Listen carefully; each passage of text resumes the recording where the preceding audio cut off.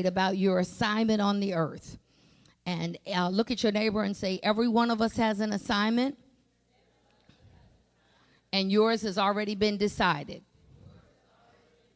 The major mistake we make is trying to make our assignment something that God didn't call it to be. Our problem is we need to find out what our assignment is, not to try to make it what we want it to be. Because when you find out what you're really called to do, then you will succeed at that assignment. Open your Bibles to Jeremiah chapter 1. And I'm going to read you something about the book of Jeremiah before we even go there. And I don't usually read these things, but I just wanted to read this page to you. Jeremiah's life and Jeremiah's book are a single piece. He wrote what he lived. There is no distinguishing between his life and his book. Some people write better than they live. Others live better than they write. Jeremiah's writing and living were the same.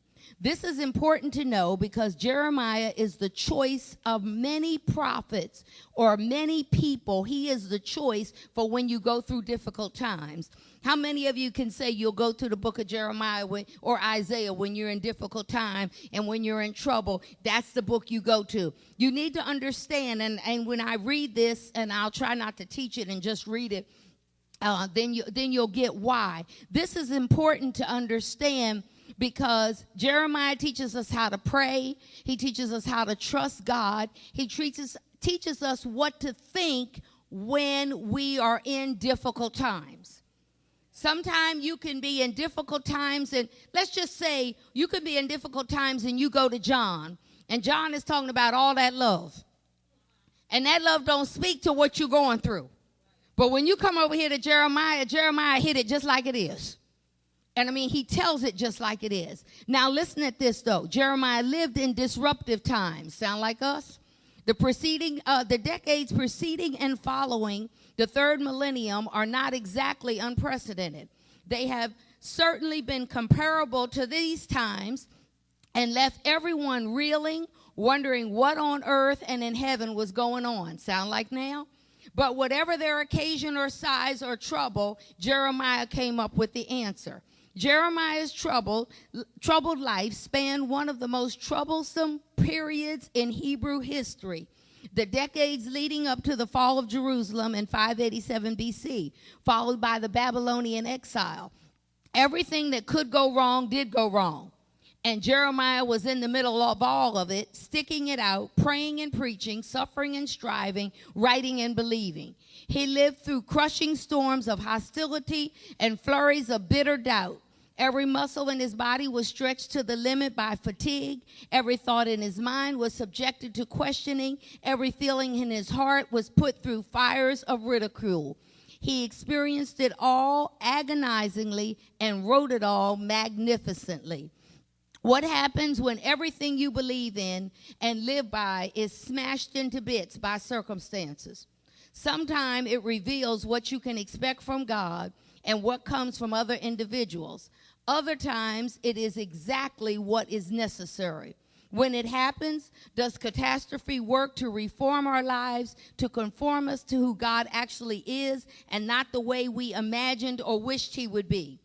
Anybody ever been in that situation where you came up against something and you had imagined God to be a certain way, and then when you had to deal with it face to face, you found out God was not the way you imagined him to be? You found out the way you thought about God was not the way you thought about God. You found out it wasn't nothing wrong with God. It was something wrong with my thinking. So when we look at Jeremiah 1, verse 5, in the Message Bible, it says, before I shaped you in the womb, I knew all about you. Before you saw the light of day, I had holy plans for you. A prophet to the nation. And that's what I had in mind for you. I want you to look at your neighbor and say, what God had in mind for you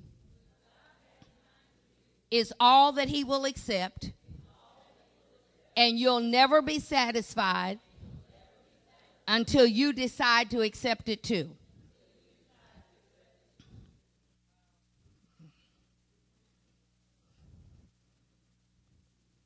what God had in mind for each one of us is all he's going to accept.